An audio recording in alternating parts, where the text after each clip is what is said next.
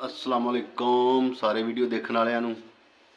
हाँ जी दोस्तों, जिस तरह कि ਤੁਹਾਨੂੰ पता है मैं पहले एक वीडियो बनाई सी कि ज़िला गुजरात और झेलम के जितने ज़मींदार ने ਜਿਹੜੇ जनाब अखाड़ा बैल ढोमी यानी खूह के अखाड़े का शौकत है जिन्हें दान रखे ने।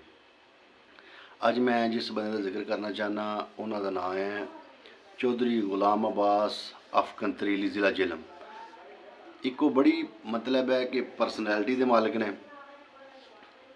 और एक उन्होंने बड़ा नाम ही है इस गेम दे विच और बानी अखाड़ा कंतरीली ने, ठीक है जी।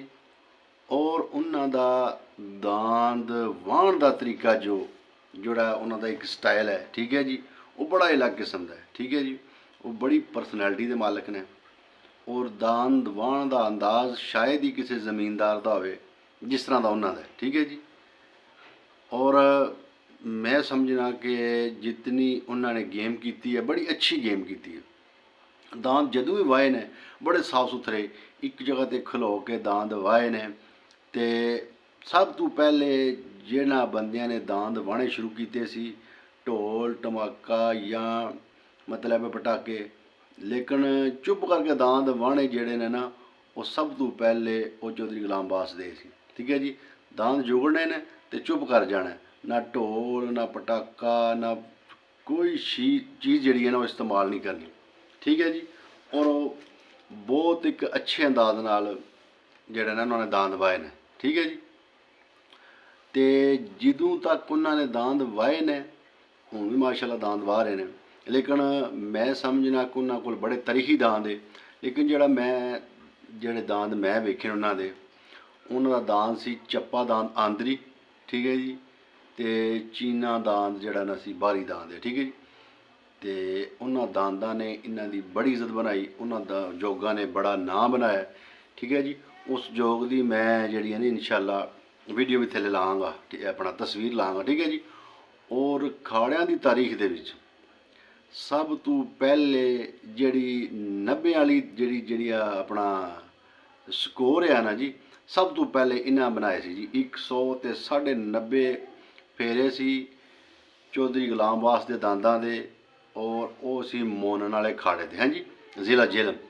उदों इन्हों की हैट्रिक भी सी, यानी कि सब तो पहले 90 की जी को मतलब है पौड़ी गई वो सब तो पहले इन्होंने दांदा ने जड़ा ना जी वो की सी, ठीक है जी। यानी कि 190 फेरे से इन्हों के गलबन वो 2000 मेरे ख्याल है 15-16 की गल है।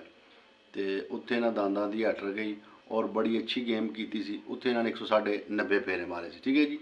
और मैं समझना कि मेरा ज़ाती तौर पर मैनू बड़े पसंद है और गेम इन्हों की बहुत अच्छी है, बड़ी इन्हों की परसनैलिटी दांद वाहन का अंदाज़ अपना और उस तो बाद दांदा नूं तैयार करन दा जो अंदाज़ है, मैं कहना कोई दांद भी मतलब उन्होंने घर आया तो उन्होंने इस तरीके नाल मतलब वाया कि जिन्हों को लैके जाते भी बंदे तकते कि यार क्या मतलब ऐसा बंदे के अंदर टैलेंट, ऐसा जादूगर बंदा मतलब है कि जड़ा शौक नूं जड़ा है ना वो खीर तक लै गया सी, है जी। तो इस वास्ते जितने भी ज़मींदार हैं ना इंशाअल्लाह मैं उन्होंने बारे नाल वीडियो बनावांगा। तो अज मेरे जो दिल में मेरा जहन च है कि मैं सब तो पहले अज गुलाम अब्बास साहब के बारे में वीडियो बनावा, ठीक है जी। तो दोस्तों मेरे वीडियो जी है ना लाइक शेयर भी करना, मेरे चैनल को सबसक्राइब भी करना। मेरे चैनल का नाम है राशिद ऑफिशियल 96, ठीक है जी। अस्सलाम वालेकुम।